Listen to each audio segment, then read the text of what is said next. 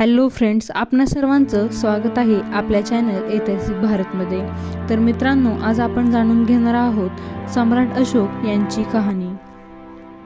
सम्राट अशोक यांचे साम्राज्य सध्याच्या भारत, पाकिस्तान, अफगाणिस्तान, नेपाळ, बांगलादेश, भूतान, म्यानमारच्या बऱ्याच प्रदेशांवर व्यापले आहे.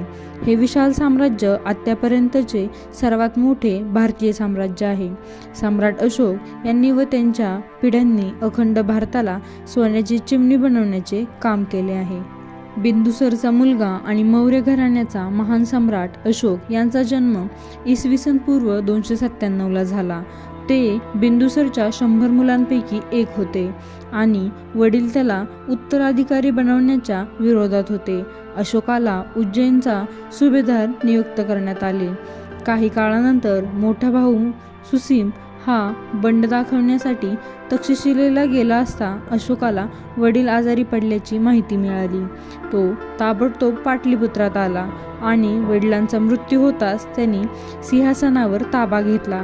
काही लोकांच्या मते अशोकाने आपल्या जवळचा भाऊ वगळता सर्व भावांना ठार मारले होते, परंतु इतिहासकारांना यावर विश्वास नाही.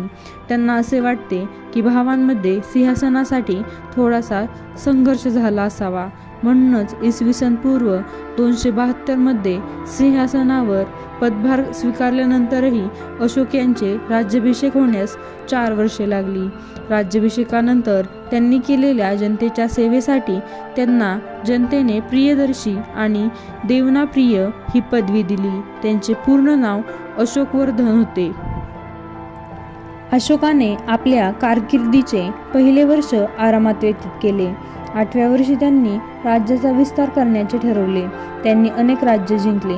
महानदी ते गोदावरी दरम्यान बंगालच्या उपसागरात असलेल्या कलिंगावर हल्ला करण्याचे ठरवले.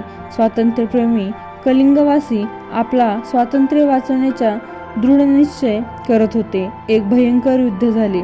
शेवटी अशोकाची सेना जिंकली गेली, पण युद्धामध्ये 1 लाख सेना मरण पावली. 1.5 लाख लोकांना तुरुंगात टाकले गेले आणि युद्धानंतर दुष्काळ आणि महामारीमुळे मरण पावलेल्या लोकांची संख्या अनेक लाखांवर गेली. या आपत्तीचा अशोकाच्या हृदयावर मोठा परिणाम झाला. त्याला त्याच्या कृत्याबद्दल वाईट वाटले. या युद्धानंतर अशोकाने कधीही शस्त्र उचलले नाही. या युद्धाआधी तो जवळजवळ 31 वर्षे राज्य करीत होता, परंतु कलिंग युद्धानंतर त्याने कोणतेही युद्ध केले नाही. अशोकाने बौद्ध धर्म स्वीकारला आणि शस्त्रांच्या विजयाऐवजी धर्मविजयाच्या मार्गावर चालला. त्यांनी शिकार करणे आणि मांस खाणे बंद केले. राज्यात धर्ममहात्म्य नावाच्या अधिकाऱ्यांची नेमणूक केली व त्यांच्यावर धर्म वाढवण्यासाठी काम करण्याची जबाबदारी दिली. मानवांसाठी आणि प्राण्यांसाठी रुग्णालय देशभरात सुरू केले. रस्त्यावरील छायादार झाडे लावली. विहिरी बांधल्या. भगवान गौतम बुद्धांच्या वेळी देशातच मर्यादित असलेल्या बौद्ध धर्माचे अशोक यांच्या प्रयत्नांनी व्यापक प्रचार झाले. त्यांनी आपले धर्मप्रचारक सिरिया, इजिप्त, मेसोपोटेमिया, बर्मा आणि श्रीलंका यासह अनेक देशात पाठवले. श्रीलंकेच्या इतिहासात ग्रंथानुसार त्यांनी आपला मुलगा महेंद्र आणि मुलगी संघमित्र यांना तेथे धर्मप्रचारासाठी पाठवले. अशोकाने बौद्ध धर्माशी संबंधित भारतातील मुख्य ठिकाणी स्तूप बांधले आणि भगवान बुद्धांचे संदेश शिलालेखात कोरले. हे त्यांच्या भावना व्यक्त करतात, जे जनतेला आपली मुले मानतात.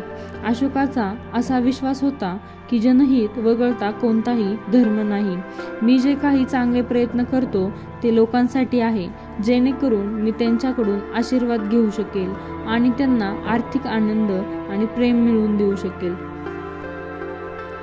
सम्राट अशोकांनी देशभरात 84,000 स्तूप बांधले. त्यातील महाराष्ट्रात 15,000 लेणी व स्तूप बांधली.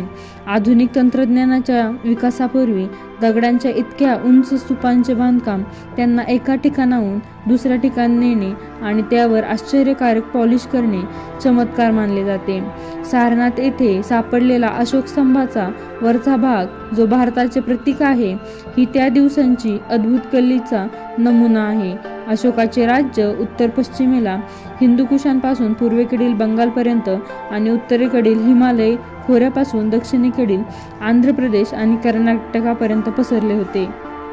अशोकाच्या धर्मावर आधारित राजकारण्यांच्या संदर्भात दोन मते व्यक्त केली जातात. काही जण म्हणतात की अशोकाने आपल्या वडिलांप्रमाणेच राज्य सांभाळले असते, तर रोमन साम्राज्याप्रमाणेच भारतीय साम्राज्याचा विस्तार झाला असता. त्याच्या या धोरणामुळे लष्करी सामर्थ्य कमकुवत झाले व ग्रीक लोकांचे हल्ले रोखू शकले नाहीत. इतर इतिहासकारांच्या मते अशोकाच्या धर्मावर आधारित धोरणामुळे जगाला आर्किटेक्चर, शिल्प व लेण्या यांची ओळख करून दिली. ते काहीही असो, हे निश्चित आहे की अशोकाने आपल्या शांतता धोरणासह पूर्वीच्या बर्बर कृत्यांच्या इतिहासाला एक नवीन वळण दिले. या अर्थाने ते जगभरातील एकमेव सम्राट होता ज्याला बर्बरच्या महासागरातील एकमेव शांती आणि संस्कृतीचे बेट म्हटले जाते. इसवी पूर्व 272 ते इसवी 232 पर्यंत अशोकाचे राज्य असल्याचे मानले जाते. बौद्धांची तिसरी संगती त्याच वेळी घडली. त्यांचा मृत्यू तक्षशिलेत झाला असे सांगितले जाते. त्यानंतर त्यांचा नातू दशरथ सिंहासनावर बसला. अशा महान सम्राटाने एकूण लोकसंख्येपैकी 33% लोकांवर आपले सामर्थ्य स्थापन केले. एकूण भूभागातील 52 लाख किलोमीटरच्या भूभागावर आपले साम्राज्य स्थापन केले. चक्रवर्ती अशोक सम्राट त्यांचे सामर्थ्य, धर्मनिष्ठ व प्रजाप्रियदर्शीपणामुळे त्यांना आजही भारतभूमी विसरू शकली नाही. अशाच प्रकारच्या भारतभूमीतील ऐतिहासिक घडामोडी जाणून घेण्यासाठी आपल्या चॅनल ऐतिहासिक भारतला सबस्क्राईब, फॉलो अँड शेअर नक्की करा.